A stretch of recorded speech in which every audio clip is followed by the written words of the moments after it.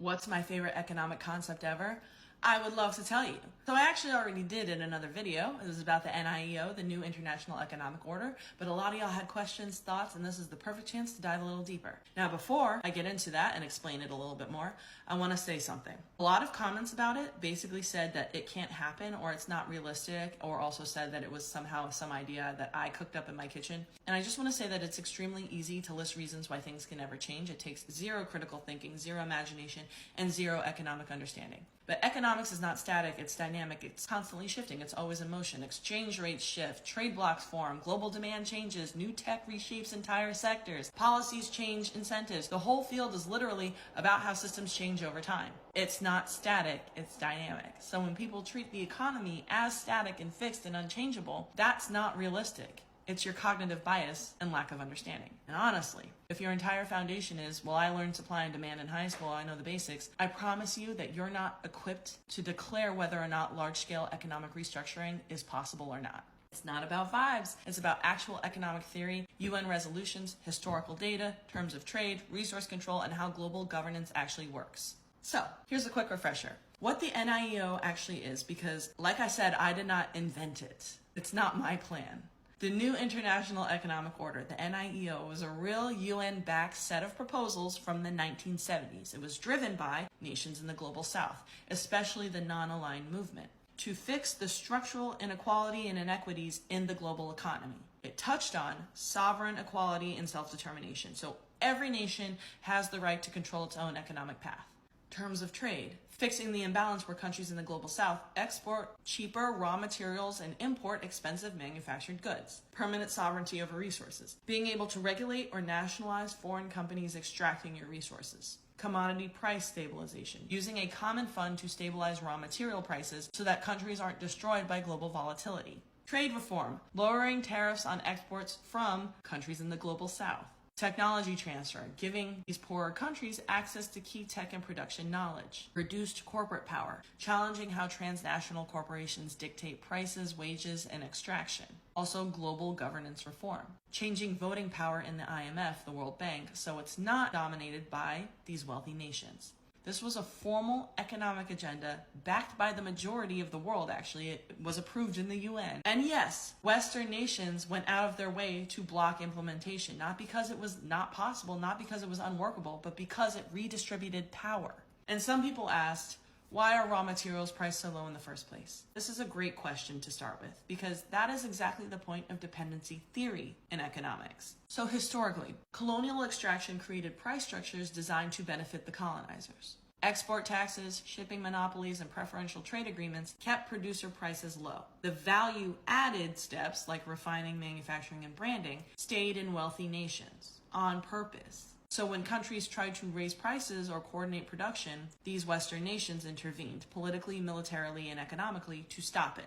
Low raw material prices are not the market, they're the legacy of colonial power embedded into global markets. And the biggest modern rebuttal that I saw is that raw materials have no value because you can't use them without manufacturing. Your indoctrination into colonialism is crazy, so we're going to address this clearly. A very common argument that I saw was manufacturing adds the value. Raw materials are low value because you can't use them in their raw form. The second you zoom out, that argument falls apart. If something is indispensable and the core of your product, it is valuable. It is only undervalued because the global system was set up to keep extraction cheap, so they could exploit these other nations. Manufacturing does add value, but only because the global economy ensures the profitable steps stay clustered in a handful of rich nations. The raw inputs are the foundation of all products and industries. No cacao, no chocolate industry. No rubber, no tire industry. No rare earths, no smartphones. No crude oil, no plastics, no fuel, no global transport.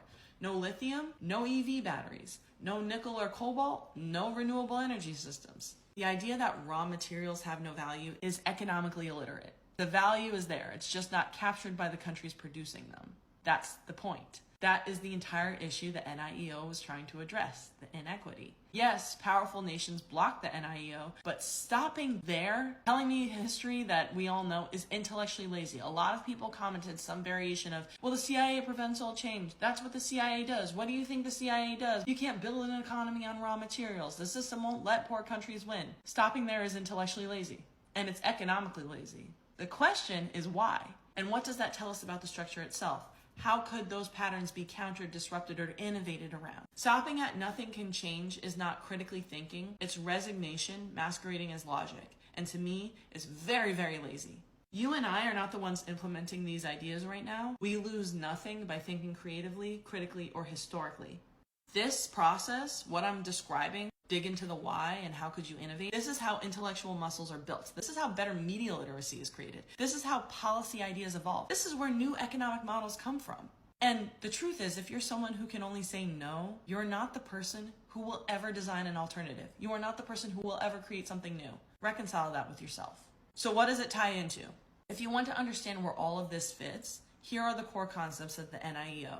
Dependency theory, the structural relationship between wealthy core countries and resource-producing peripheral countries.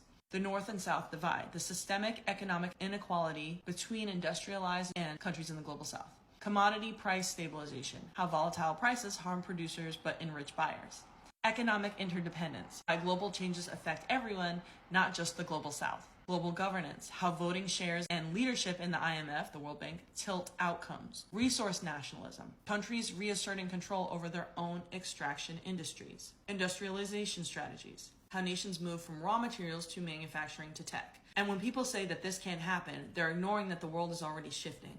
We got BRICS expansion, digital currencies, South-South trade, regional development banks, OPEC, and the rise of commodity cartels. So no, the NIEO was not my plan. It was the majority of the world trying to rewrite the rules of global trade. And understanding it isn't about believing everything will magically transform. It's about understanding why the system looks the way it does, who benefits, who doesn't, and what alternatives have been proposed. Because the moment you understand that the global economy is not fixed, you can actually finally start asking the real economic questions and working that muscle. If this structure was built, what could be built differently?